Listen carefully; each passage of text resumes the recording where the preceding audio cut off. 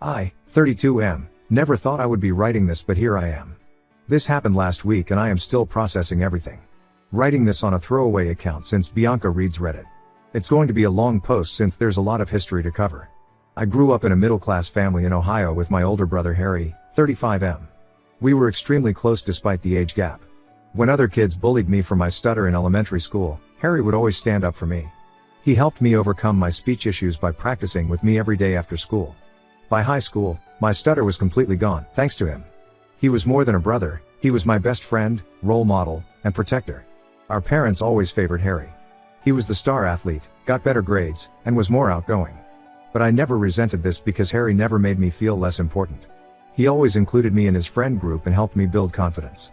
After college, we even started working at the same tech company, though in different departments. We had lunch together every day and went to the gym 3 times a week. Life was perfect. 3 years ago Harry met Bianca, 33F, at a company party. She worked in HR at our competitor's office. From their first meeting, something felt off about her, but I couldn't put my finger on it. She was overly flirtatious with everyone, especially men, and seemed to enjoy creating drama between people. At our office Christmas party, she got drunk and started dancing provocatively with Harry's coworkers while he was getting drinks. When I tried telling Harry, he said I was being judgmental and that she was just being friendly. My girlfriend Katie, 31F, noticed Bianca's behavior too. At Harry and Bianca's engagement party, Bianca kept making suggestive comments about the male waitstaff right in front of Harry. Katie overheard her telling her friends that one waiter had a nice butt and she wouldn't mind getting his number. When Katie told me, I confronted Bianca privately. She laughed it off, saying she was just joking and that I was being too serious. I told Harry, but he was so infatuated he brushed it off. The real problem started about 6 months after their wedding. Bianca began showing up at my house unannounced when Katie wasn't home. The first time she claimed she was in the area and wanted to return a book she borrowed from Katie. The second time she said she needed to use the bathroom urgently while shopping nearby. Each time she would try to prolong her stay by making small talk and sitting uncomfortably close to me on the couch. I started feeling uneasy about these visits and told Katie everything. We agreed I should never be alone with Bianca. I always made excuses when she showed up, saying I was heading out or on a work call. This seemed to annoy her, but I didn't care. I also installed a Ring doorbell camera on Katie's suggestion. The incident that changed everything happened 3 months ago. Bianca showed up at my house crying around 7 p.m., saying she and Harry had a huge fight and she needed someone to talk to. Against my better judgment, I let her wait in the living room while I called Harry. She kept trying to sit next to me on the couch, touching my arm while talking about her marriage problems. When I moved to another chair, she followed and sat on the armrest, putting her hand on my shoulder. I immediately stood up and moved away, telling her to wait for Harry. Harry arrived 30 minutes later and Bianca's entire demeanor changed. She was suddenly cheerful like nothing had happened. I pulled Harry aside later that week and told him about Bianca's inappropriate behavior. He got defensive and said I was trying to cause problems in his marriage. Bianca started telling people at their church group that I was flirting with her and making her uncomfortable. I confronted her in front of Harry, but she turned on the waterworks and played victim. Harry believed her, but I could tell he was getting suspicious of our interactions. Last week everything exploded. Bianca told Harry that during that night she came over crying. I tried to sexually assault her. She claimed I forced myself on her and tried to kiss her, and she only escaped because she heard Harry's car pulling up. This was completely false. My Ring camera recorded the entire interaction, but I hadn't thought to save the footage since nothing happened. Harry showed up at my house in a rage at 6 a.m. Katie had just left for her morning yoga class. Before I could even explain, Harry punched me in the face and kept hitting me. I had to defend myself, and in the struggle his shoulder got dislocated. Our parents rushed over after Katie came home and called them. To my absolute shock, they immediately sided with Harry and Bianca without even hearing my side. My mom said I must have done something to provoke Bianca. Why else would she make such serious accusations? Dad said he always knew my closeness with Harry was fake and I was jealous of his marriage. Katie and I decided this was the final straw. I had recently received a job offer in Colorado with better pay. When we told my parents about moving, they called me a coward for running away instead of admitting my mistakes. Mom said I was breaking up the family. Harry threatened to finish what he started if I ever contacted them or Bianca again. So we moved 2 weeks later and went completely no contact with my family. I spent months wondering if I should have handled things differently, saved the camera footage, or tried harder to prove my innocence. Katie helped me realize I did nothing wrong and that my family showed their true colors by believing baseless accusations without evidence. We got married last year in a small ceremony with just her family and our close friends. Life has been peaceful without the constant drama and stress of walking on eggshells around Bianca. Writing this is bringing back a lot of painful memories, but I needed to get it off my chest. I still miss the brother I grew up with, but that person is gone now.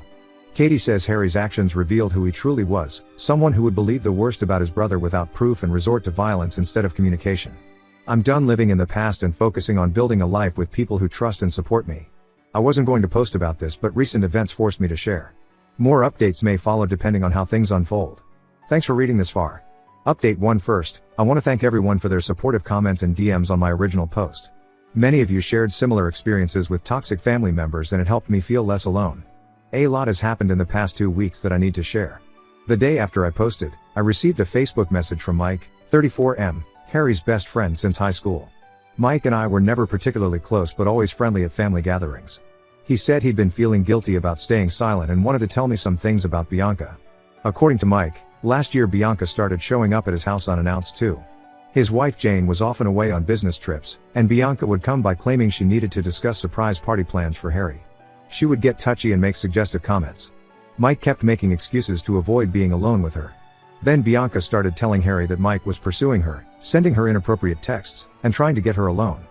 Mike showed Harry his phone proving no such texts existed, but Bianca claimed he must have deleted them. This created huge tension between Harry and Mike, who had been best friends for 20 years. They had been groomsmen at each other's weddings. Mike didn't want to cause more drama, so he gradually distanced himself from them both. He told me at least 3 other men in their friend group had similar experiences with Bianca, but everyone stayed quiet to keep the peace. The most shocking part was the screenshots Mike shared. Bianca had created a private Instagram account where she complained about Harry constantly. She called him controlling and boring, said she regretted marrying him, and talked about meeting other men. In one post she bragged about flirting with her gym trainer and said Harry was too stupid to notice. Mike's wife found this account by accident when Bianca forgot to switch to her main account while commenting on Jane's photos. I thanked Mike for telling me but said I didn't want to get involved anymore. My priority was protecting my peace and building a new life with Katie. Mike understood but said he couldn't stay silent after hearing what Bianca accused me of. He also warned me that Bianca had been asking mutual friends for my new address in Colorado. Just when I thought things couldn't get more twisted, Katie's sister Lisa called yesterday. Bianca had somehow found Lisa on Instagram and sent her a long message trying to warn her about me. She claimed I had a history of making women uncomfortable and that Katie should be careful. She even suggested that Katie should get tested for STDs because I probably cheated on her. Lisa, being the amazing sister-in-law she is, immediately shut Bianca down and blocked her. She sent me screenshots of everything. This was the last straw. After discussing with Katie, we decided to take legal action. We hired a lawyer who specializes in harassment and defamation cases. Katie had documented everything from the beginning, screenshots of Bianca's unannounced visits on our Ring camera, dates and times of every incident, and Bianca's messages to Lisa. The lawyer said we have a strong case for harassment and defamation if Bianca continues trying to contact us or spread lies. The lawyer sent Bianca a formal cease and desist letter yesterday. Within hours, my parents called. Mom was hysterical, saying I was being cruel by threatening legal action against family. She said Harry has been depressed since our fight and Bianca is stressed about the whole situation. Dad got on the phone and said I was acting like a spoiled child who didn't get his way. I finally lost my temper. I told them they lost all right to ask anything of me the day they chose to believe lies without evidence. I reminded them how they stood there watching while their eldest son assaulted their youngest without even asking for my side of the story. Mom started crying about how families should forgive each other and that Bianca probably misunderstood something I did. I hung up and blocked both their numbers. Katie suggested I also block them on social media, but I'm keeping minimal access just to stay informed in case Bianca escalates her behavior. Our lawyer advised documenting everything. We also warned our employers about possible harassment since Bianca has a history of contacting people's workplaces. Some of you asked in comments if I miss my family. Honestly, I miss who I thought they were.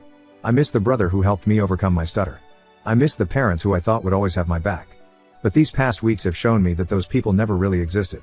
They were just masks worn by people who would throw me under the bus at the first opportunity. Katie and I are focusing on our new life in Colorado. We're looking at houses and planning to start a family soon. I have weekly dinner with Katie's family who have been incredibly supportive through all this. Her dad even offered to help with legal fees if needed, but we declined. I'll update again if anything significant happens. Thank you all again for the support and advice.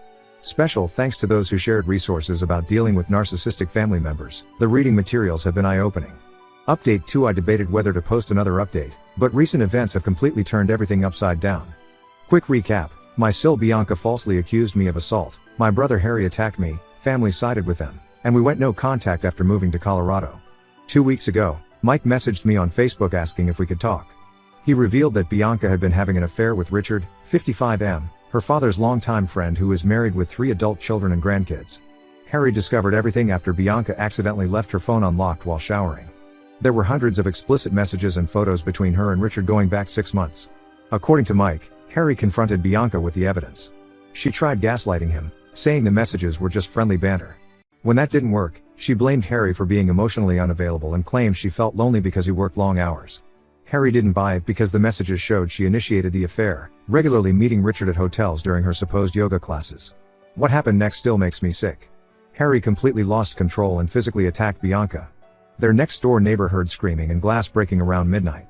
When Bianca tried running out the front door, Harry grabbed her and slammed her into a wall. The neighbor called police after seeing this through their window. By the time police arrived, Bianca had broken ribs, a concussion, and multiple bruises. Harry was arrested on aggravated assault charges. His lawyer advised him to take a plea deal since there were witnesses and Bianca's injuries were severe. Meanwhile, Richard's wife found out about everything and went nuclear. She posted screenshots of Bianca's messages on Facebook where Bianca bragged about manipulating Harry and called him an idiot for never suspecting anything. She wrote about how exciting it was sleeping with an older successful man while her dumb husband paid all her bills. Bianca tried damage control by deleting her social media, but screenshots had already spread through their entire social circle. Several women came forward saying Bianca had tried seducing their husbands too. Even her own father cut contact after discovering she had been sleeping with his friend of 30 years. Yesterday, my parents called from a new number since I had blocked their old ones. They were crying and apologizing for not believing me about Bianca. Mom said she should have known something was wrong when Bianca kept changing her story about what happened at my house. Dad admitted they favored Harry blindly and failed me as parents. Then came the real reason for their call: they need help with Harry's legal fees. The house they remortgaged for Harry's wedding is already underwater, and their retirement savings are drained from supporting Harry and Bianca's lifestyle. They asked if I could loan them $25,000 for a better lawyer since Harry's public defender wants him to take the plea deal. The conversation brought up complicated feelings. Part of me remembers the brother who protected me growing up, who spent hours helping me overcome my stutter. That Harry would never have believed such horrible lies about me or attacked me without proof. But I also remember how quickly he turned violent, both with me and Bianca. Regardless of her betrayal, his response showed dangerous anger issues. Katie thinks we should maintain firm boundaries. She pointed out that my parents only apologized after discovering Bianca's true nature, not because they realized how badly they hurt me. She's worried they'll drag us back into drama just when we've built a peaceful life. I haven't given them an answer yet. The vindictive part of me wants to refuse like they refuse to hear my side. But the part that remembers my childhood with Harry feels guilty. He was always there for me growing up, yet I'm considering abandoning him at his lowest point. Mike keeps me updated on the situation. Bianca moved in with a cousin in Nevada and is playing victim on social media, conveniently leaving out her affair. Richard's wife filed for divorce and their adult children refuse to speak to him. Harry is being held without bail due to flight risk. My parents are still pressuring me for an answer about the money. They say Harry was just protecting his wife like any husband would, and now he needs his brother's help. But Katie made a good point: I would never attack someone without evidence, and she would never falsely accuse someone of assault. Writing this out has helped clarify my thoughts. I'll post another update once I make a decision about helping Harry. Thank you all for your continued support and advice. Update 3: This will be my final update. After weeks of deliberation and many discussions with Katie, I made my decision about helping Harry. I know some of you will disagree, but I've chosen not to help with his legal expenses. While I understand Harry was manipulated and betrayed by Bianca, his violent responses to both situations revealed a dangerous pattern. He assaulted me without evidence based on Bianca's lies, and then nearly killed her over her affair. Yes, Bianca is a manipulative person who destroyed lives, but Harry's violence could have ended in tragedy both times. I wrote Harry a letter explaining my decision. I told him I still care about him as my brother, but his choices have consequences. I also expressed hope that he would get help for his anger issues during his sentence. He never responded, but Mike told me Harry cried while reading it in jail. My parents had to sell their SUV and take a second mortgage to pay for Harry's lawyer. He eventually accepted a plea deal, 18 months in prison with mandatory anger management counseling. Bianca tried testifying against him for a harsher sentence, but her credibility was destroyed when her affair and history of false accusations came to light. Bianca's life imploded spectacularly. Her affair partner Richard's wife exposed all her messages and photos to their entire community. Bianca lost her HR job after multiple people reported her history of workplace harassment. She tried playing victim on social media, posting about surviving domestic violence. But people kept commenting with evidence of her affairs and lies until she had to disable her accounts. Last I heard, she moved to Nevada and is working as a waitress. Mom still sends emotional messages about family loyalty. She says I'm punishing Harry for protecting his wife just like I would protect Katie. Dad calls me selfish for abandoning my brother during his darkest time. But as Katie pointed out, she would never falsely accuse someone of assault, and I would never physically attack someone without solid proof. The biggest update is that Katie is 3 months pregnant with our first child. This news reinforced our decision to maintain no contact with my family. I can't risk exposing my child to Harry's violent tendencies or my parents' toxic enabling behavior. Some might call this harsh, but protecting my own family's peace has to come first. Mike keeps me updated about Harry. Apparently prison is changing him and he's attending therapy seriously. My parents want me to visit him, saying he asks about me often. But I'm not ready and don't know if I'll ever be. The brother I knew died the day he chose violence over trust. Katie's family has been amazingly supportive. Her parents treated me like a son from day one and are excitedly preparing to be grandparents. We have weekly dinners with them and her siblings. This is what real family support feels like: no manipulation, no choosing sides, just unconditional love and respect. Looking back over these months since my first post, I've realized something important. Blood relation doesn't obligate you to endure toxic behavior or violence. Sometimes the healthiest choice is walking away from people who hurt you, even if they're family. Thank you all for following this journey and offering support and advice. Special thanks to those who shared similar stories. You helped me feel less alone in these difficult decisions. I won't be posting any more updates. It's time to close this chapter and focus on my growing family.